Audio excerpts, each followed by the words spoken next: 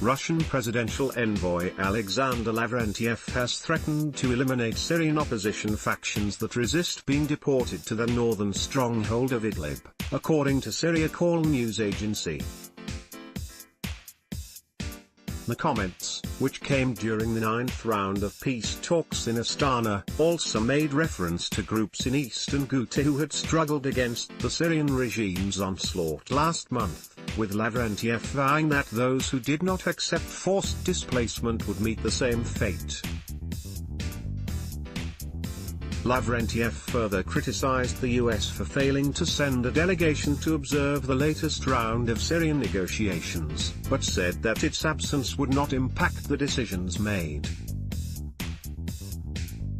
No one doubts the usefulness of Astana platform to achieve greater stability in Syria except the US and its allies, and therefore its absence will not affect the talks, he added.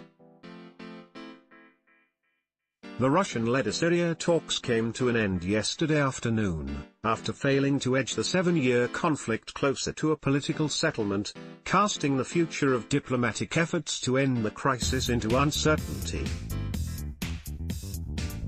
Chaired by former premier of the Syrian interim government, Ahmed Tuma, the opposition delegation comprised of 24 people representing a few select factions backed by Turkey. But cracks in the fraught negotiations showed when the opposition ruled out attending the next high-level meeting on Syria if it would take place in the Russian city of Stacie. Read, Turkey, US, Russia proxy war on Syria a dangerous path. We want negotiations to take place in Astana and only in Astana.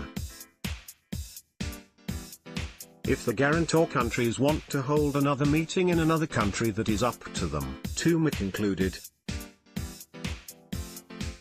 However, Bashar Jafari, head of the Syrian regime delegation to Astana, expressed satisfaction regarding the outcomes, stressing that the Syrian government would continue to fight terrorism and take back its territory.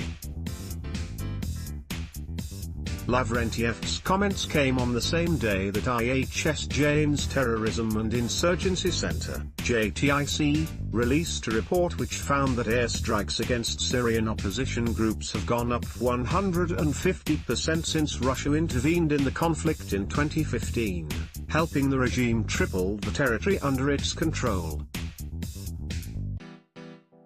The global security risk consultancy also found that just 14% of Russian strikes had been launched against Daesh group.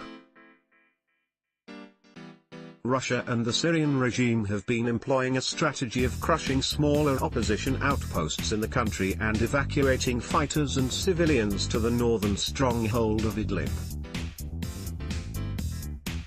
Despite agreeing yesterday that the de-escalation status of Idlib must be protected, the governorate has continued to be bombarded by Russian warplanes. Airstrikes on the residential area of Ariha city killed 2 girls yesterday, with the White Helmets Defense Unit reporting that Syrian regime strikes left at least 8 civilians dead earlier today. Read, 3,500 displaced Syrians arrive in Aleppo, Idlib.